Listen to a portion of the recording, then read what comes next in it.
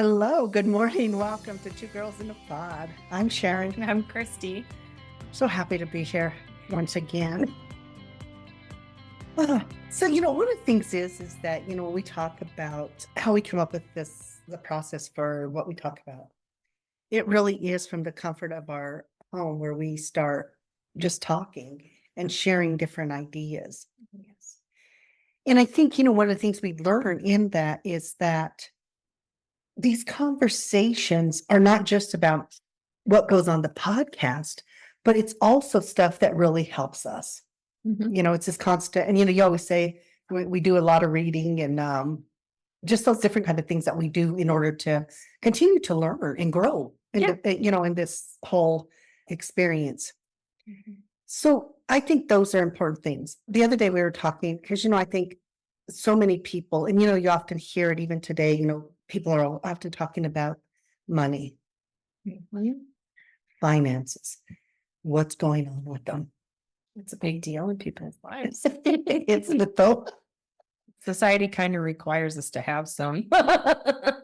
Well, society wants us to have some so we can spend some.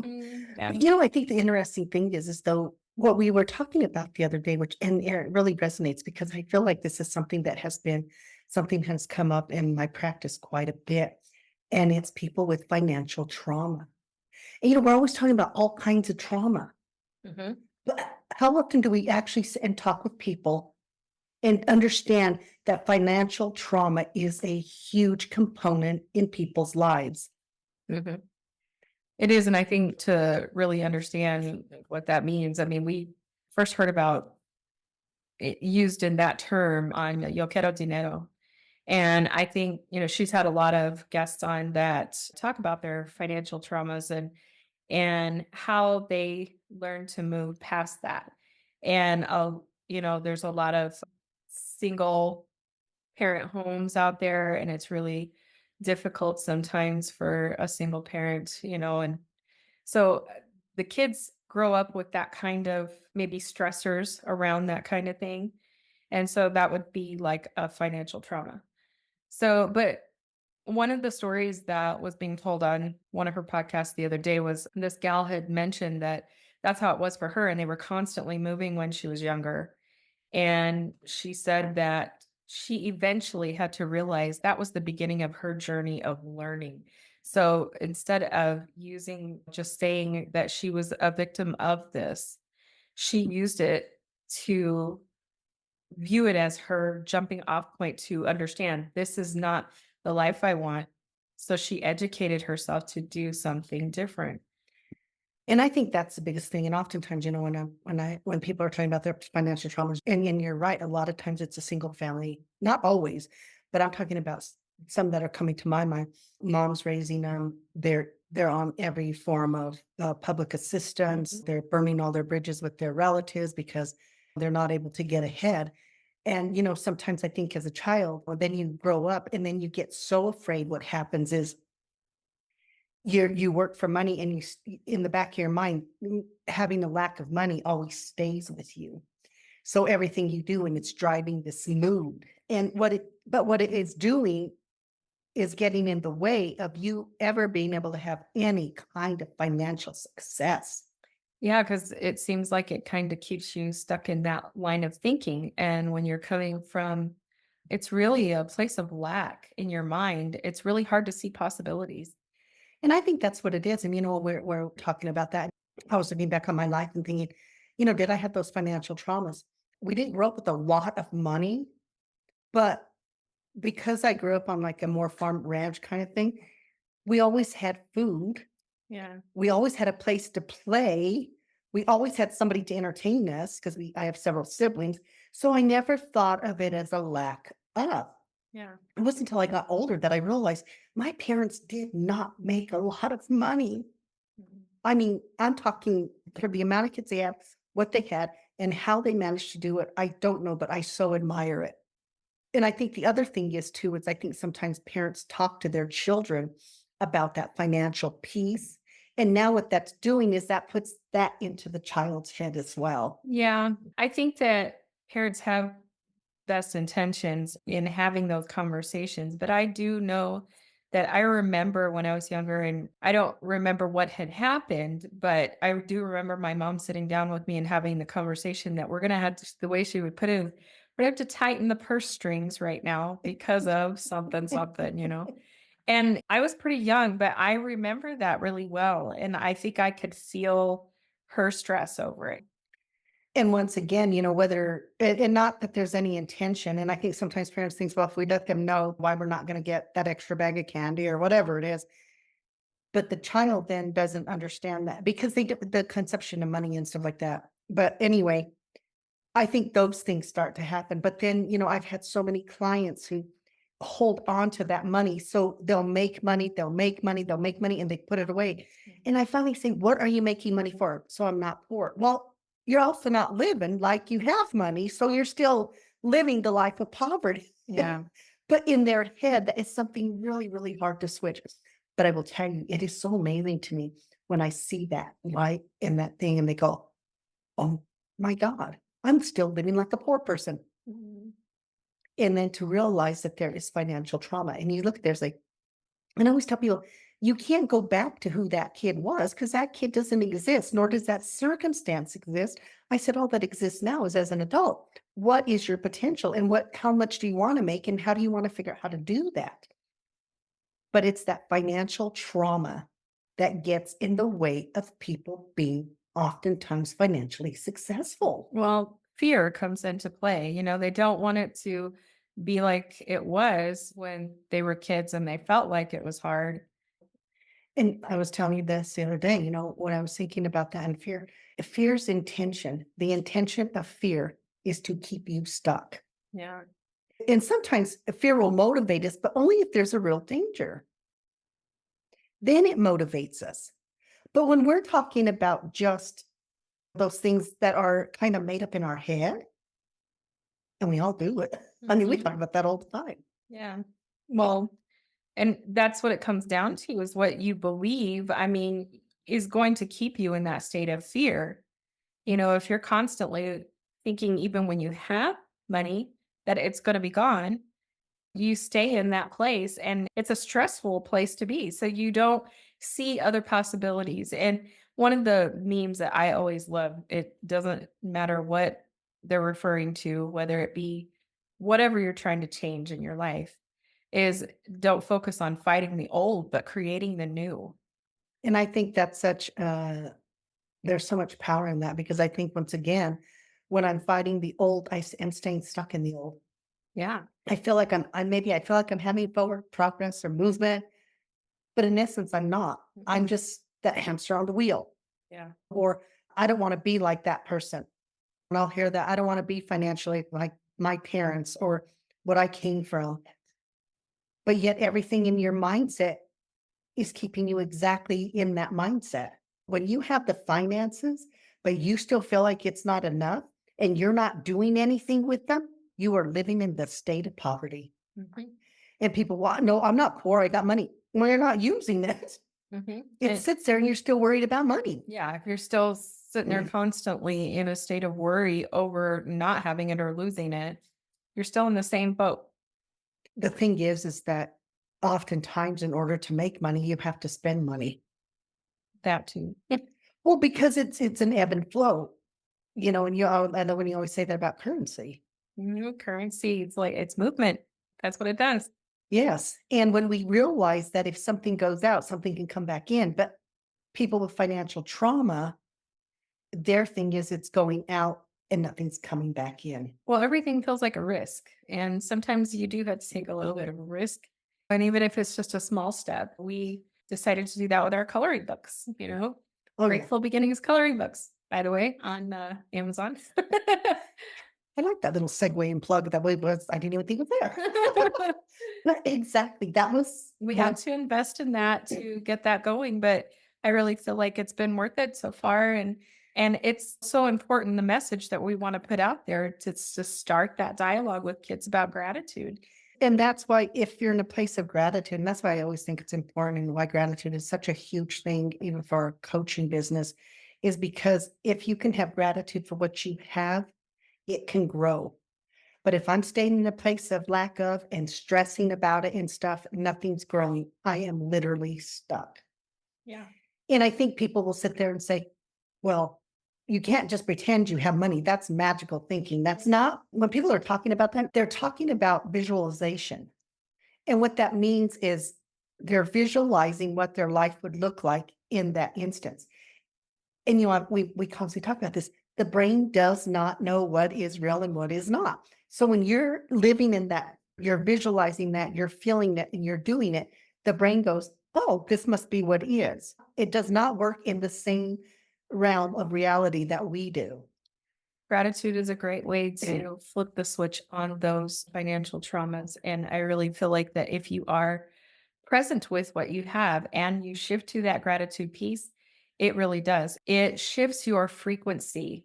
You're not just dwelling on all that worry and stress. You're able to see other possibilities and other ways to make money often. And I think the other thing is when you look at that, and I know even for us, our journey into really working with gratitude was in 2010. So we've been doing that a little bit of a minute, but it was like when we didn't have that job, we were both kind of in that funk. And then you get it, then you start putting all these other things, oh, I'm not worthy, blah, blah, blah, blah, blah, all that other crap. And then of course finances becomes a stressor. Mhm. But, it's like you can sit there and and we did for a couple of weeks. It was like we couldn't get our bearings. And then we went and we started reading The Secret. We started really understanding about the importance of gratitude in our life and how we had to start looking at our life versus what we were presently looking at it. And I just remember, continuing that thing of when I first rejection after rejection of employment because we wanted to stay in our hometown, but no, you can't work here. You have a master's degree. We're not going to hire you to work at the grocery store or at the filling station, Mhm. the gas station and stuff like. They just weren't going to do it. And so I was starting to get really frustrated with that. And I remember at the point I'm just there like I am so grateful for that perfect job that shows up for me. Yeah.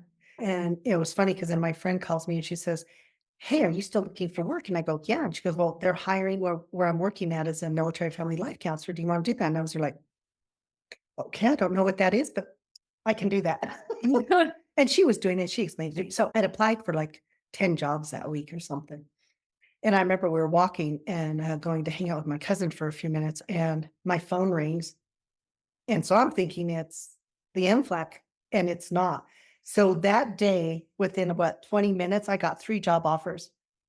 3. And I was there like, "Hmm, that's the universe working for me now." Mhm. And then, of course, I picked the MFAC, because I gotta work with Heather again, which is always a fun thing for me, but it was really shifting. Yeah, and I think that that was a huge part of it. Like we were without work for it was like 3 months, something Mhm. like that. I think during that time when we started reading. What we ended up doing was kind of shifting our focus to what we could do, even health wise in that. So we really started walking and doing those things, getting your brain into a different headspace with that. I mean, it really does help and it vibrates out into all those other aspects of your life, I think. Oh, absolutely. One of the things that I really loved too at that time is our friend June, who was our neighbor, who is really like our sister. I mean, she is just we just love her. She also was going through a time where she didn't have a lot of money, divorced, raising 2 daughters, Mhm. and I remember sharing food with her. And not that my parents would not have helped us, and they They did. did, yeah. They did a lot.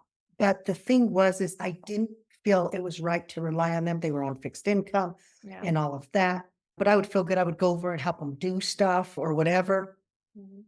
But I didn't feel comfortable taking from and it wasn't really taking, and I knew that. So that was kind of where I was a little stuck too. But I don't think it was pride. It was really I didn't want to take from them because once again they were on a fixed income, and I didn't want to burden them with that as well. But June would, if she got her dad would get some fresh vegetables and stuff, and she'd come over and split them right down the middle with us. Yeah. We would do the same thing. If we got something, we'd go split it right down the middle with her. And you know what I really love?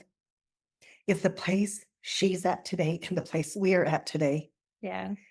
We encouraged each other. We've been on this journey with each other. and we are all at this place of abundance. Yeah. And but and sometimes it's sharing that journey and being able to talk about it and understand that you're not alone in it. But for us, you had those thoughts that you heard your mom say, you got to time the purse strings and things like that. And even though it was only said to you once, it resonated and stayed with you. Yeah. That's the thing that's amazing to me is how one message sticks.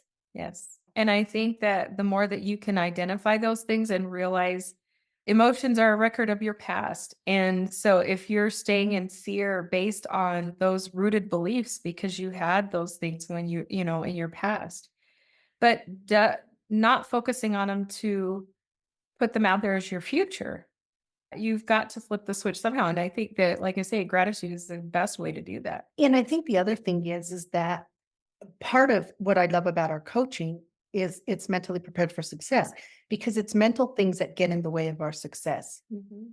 Oftentimes people can have the financial means, they can have the support, but there's that mental thing. And if you have that financial trauma, Mhm. we have to be able to find out where's that, it's kind of like looking around in there and saying, oh, there it is.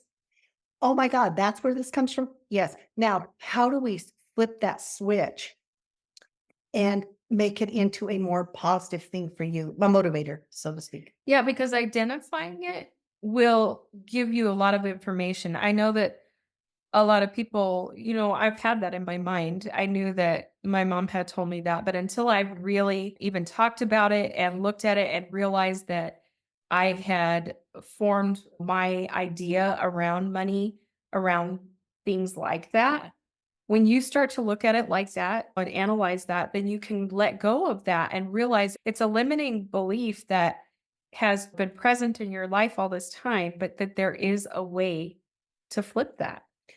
Absolutely. If you want to learn more about flipping your finances and stuff, I would recommend Yo Quiero Dinero Yeah. as a podcast. She's amazing in that and the stories that she has on there.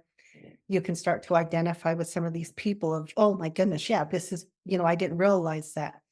But as an individual, you have to realize, and once again, when you're sitting there and you're looking at how do I have that financial independence, or as she calls it, the side hustles, Yeah.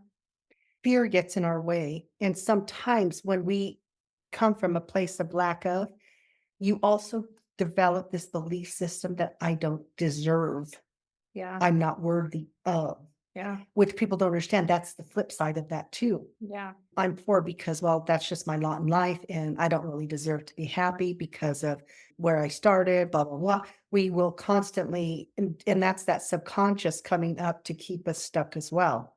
Exactly. And then it kind of brings in that fear. And then you've got all these things working against you.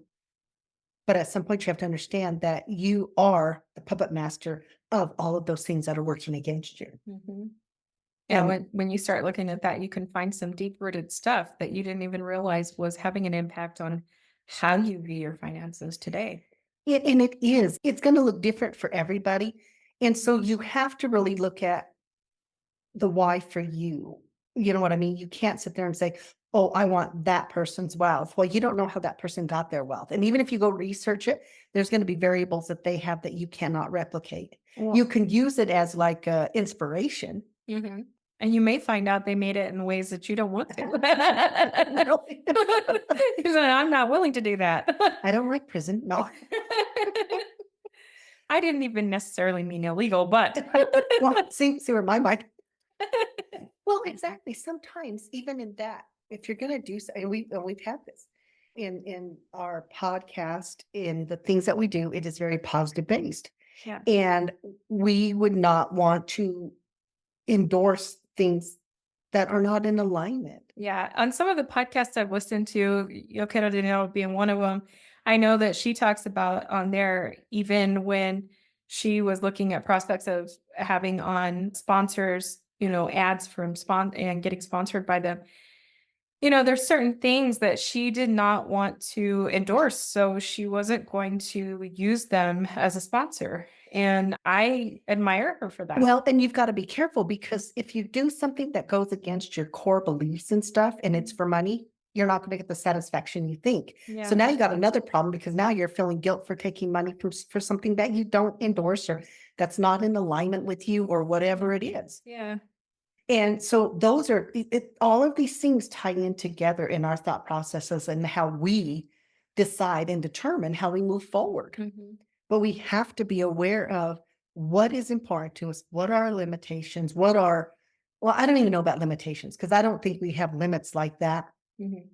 But you might create a limitation maybe by your choice of, say, living in a spot that doesn't have what you need, or do you see what I mean? Mhm. So it may limit how much product, whatever. So those kind of things that are kind of a little outside of us because of the choices that we make even in the end. Right. But that financial trauma is such a huge thing. And even in my practice, sometimes it takes a minute for me with some of my clients, and then they're like, whoa, wait a minute, this is around your childhood and finances. Or you had that traumatic event with money.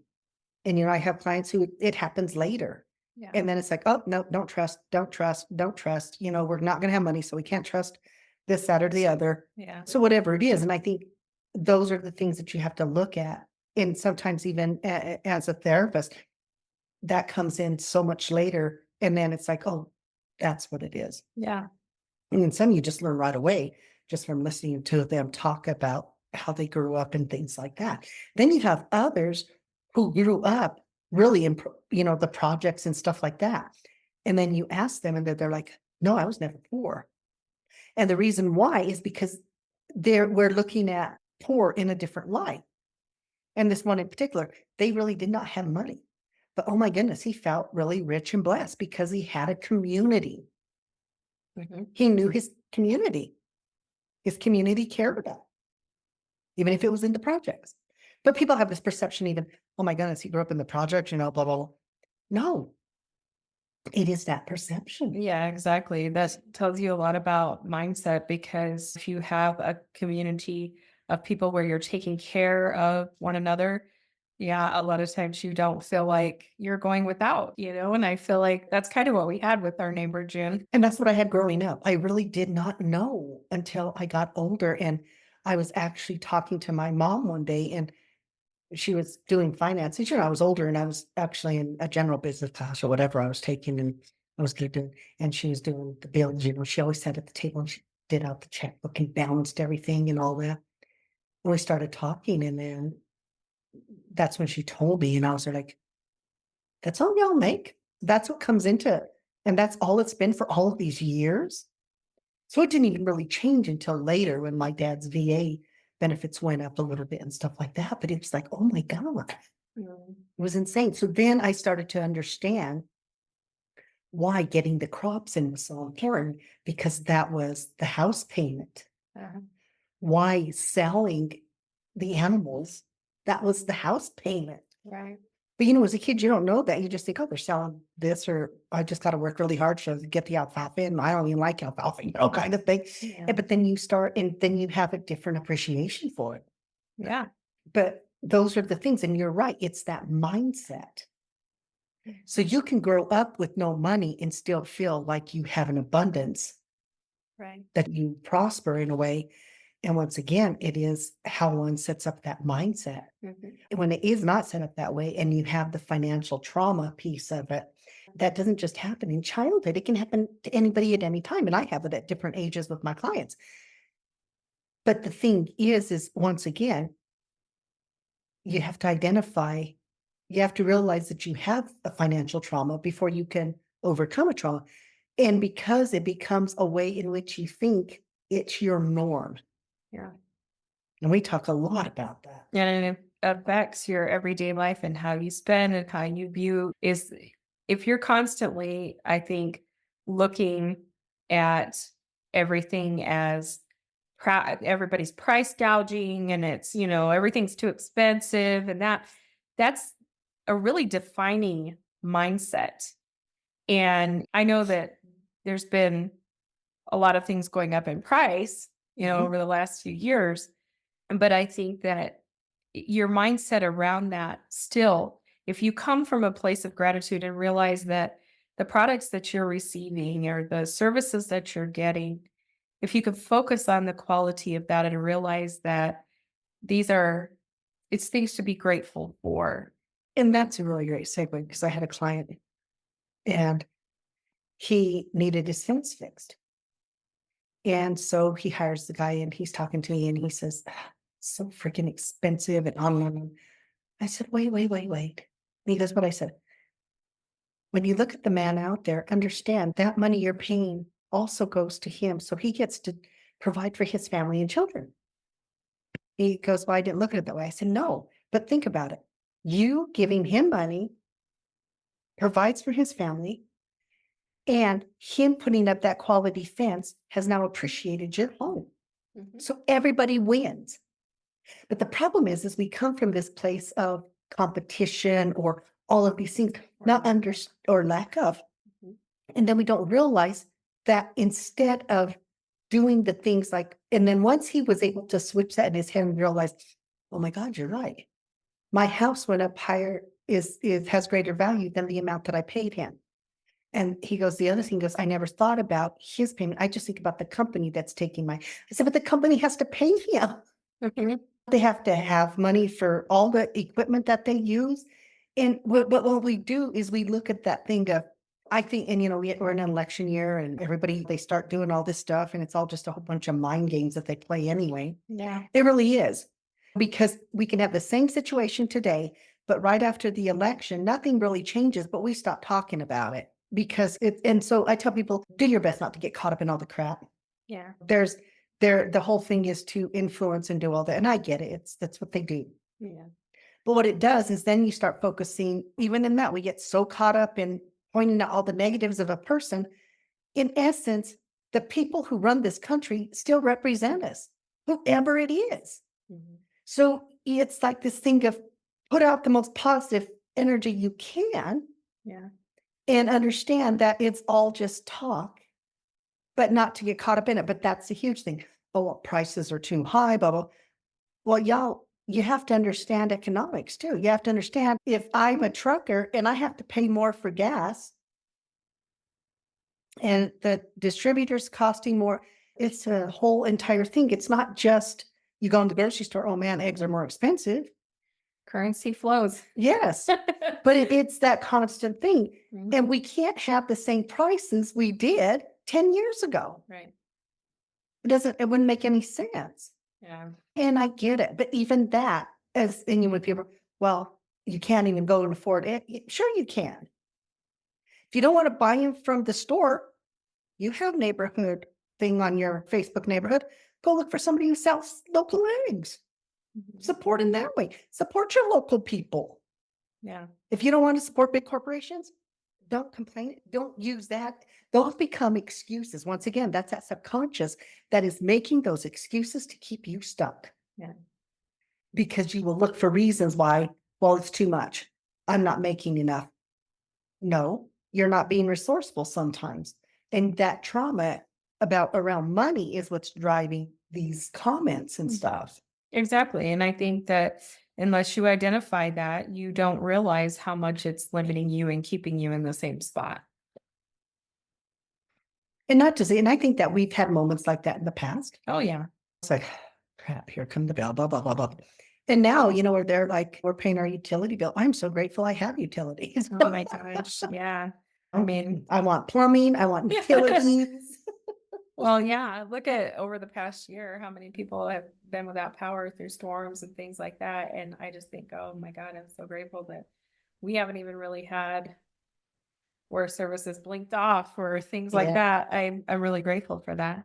I just feel like, once again, just shifting how we think about things, but we can't shift it until we can identify what it is. And it hides in a way because something that's been reinforced so much. Because it's been such a normalized way of thinking for, so long. So until you identify it and realize that maybe I need to change some things in how I think about money. Well, and I think that's the thing. And so even as we're sitting here talking, I always just feel like I'm grateful when our friends have successes. Yes. I am so grateful when my clients have successes. All of those things that are important. Hmm. This would be our four-legged a baby Yeah. who doesn't listen very good, but okay. But those are the things, is how do we shift the thinking? And sometimes, and people say, well, I can't go to magical thinking, whatever it is. That sounds like magical thinking, or once again, that's subconscious. That's the fear sabotaging you. Yes. That's the fear trying to tell you that you can't change. I like the complacency that I'm in. I like what I'm doing, and therefore I'm not going to change it. Even if you can feel just sick over bills and it really doesn't feel like it's feeling good, but it's what your brain knows. So it will always go to the familiar. Oh, absolutely. And remember, because when we have trauma like that, we're taught to keep the trauma in a way. Okay. And I know that sounds weird, but once again, it's a whole process thing. But you have that trauma, and for a long time, even when you're talking about how you can't afford things and all that, that's reinforcing that trauma that you have, that lack of. So it's building that, it's in reinforcing it in your subconscious more and more and more and more. Yeah. And the more it's reinforced, the harder it is to change and to find it and identify that, yeah, that's where it is. That's it right there. Exactly. And, I'm grateful that we were able to identify some of that early on and really shift, because I don't think we could be here if we hadn't taken the time to learn more about ourselves, to really start educating. And I like that too. One of the things you said earlier is about learning more, educating more. And you've really been doing a lot of that in the last, 6 weeks, maybe Yeah. more. Yeah. She didn't want to read, I've always liked to read, and I used to read but what happens? like a lot when I was a kid, but I got away from it. A lot of times when I start to read, I just fall asleep right away. So, but I don't know. I've done a lot better with it and I've been reading a lot. And I think that's important, because we learn, and one of the things why we called this Two Girls in a Pod Life's Journey is it's because of the journeys of others that we often learn. And my big thing is I always tell people, do not reinvent the wheel. If you don't have to reinvent the wheel, don't do it. Right. If you see somebody else who's struggling in something that you have knowledge on, help them. Don't make it a competition. Help them. Yeah. And I'm so big on that. And that's been something that's been really important to me in my practice, is to help other clinicians to be successful. And I love that piece of it, because that's what it's about. When we start to understand it's not a competition, because if I am in a place of lack of, and if I feel like somebody's threatening that, I'm going to be upset. I'm going to have all these emotional things. But part of it is because I feel like if I feel they can take something from me, now they're going to take that money that I already have a trauma about, and I don't want to give that up. So there's a lot of thought processes that go in this Mhm. whole entire thing. Well, and when you get into that mindset, it's really hard for you to advance because you are staying in a place of fear. Absolutely. It doesn't do you any good to stay in that place. It really, really doesn't. And so, hopefully the people out there listening understand that you're not the only ones who have had financial trauma. And if you have that thing and you start sitting there saying, oh wow, yeah, I didn't realize that. Yeah, that's me. I worry about money. I feel like I'm not going to have enough. And even when I have some in the bank, I still feel like, start paying attention to those things. And then you can start to change them. Then you can really work on that. And once again, one of the reasons we love the coaching that we do, because it is mentally prepared for success, because you have to know the things that are getting in your way. And a majority of the time, the stuff that is getting in our way is in here. Yes. It is that mental piece. You have to know the things that are keeping you a victim instead of empowering you. 100%. And so hopefully you will find some little gems in here and be able to take them all. Once again, really recommend, if you want to know about those side hustles and that stuff. Keto Dinero is a wonderful, wonderful podcast. Another one that I really, really love is Audacity to Be Queen by, Gina DeVee, that's a book. yes, that's a Mhm. book. Great resource. You know, and if you're looking at finances, what's his name? Waddle. Waddles. Yeah, Wallace Waddles. This was a book that was written kind of a while back, but people still use it today. Oh my goodness, yes. It's the science of getting rich. Yes. So Reader there's a lot of resources out there. The other thing is if you need that assistance, get those coaches. That's what coaches are doing. Mhm. They're helping people to reach those goals and to find ways to have that financial freedom that they want. Yeah. They help you find the financial freedom. We help you find the mental freedom. Yeah. And that's really what it is. Ours is to find the mental freedom to reach any of those goals that you guys are looking for. So that's another little avenue that we do here. And, you know, once again, we're always grateful for everybody who listens. And oh, another one is Jensen said, "Us, you're a badass." Really great series too. Yeah. And she talks about that whole journey of hers, you know, where she started with not a whole lot into what she is today, and really, really important things for women out there. We know women still make less, Mhm. and we know minority women make even less. Mhm. So those sometimes feel like those uphill battles, but when women are supporting women, we empower everybody. Exactly. So keeping that in mind as well, you know what I mean? Mhm. So some great resources. You can always find us on twogirlsinapod.com. And if you heard something that you like, please leave us some feedback. You can like and subscribe on there. If you do, you will receive emails whenever we have a new episode uploaded. It'll let you know. You can also find us on social media, Instagram and Facebook.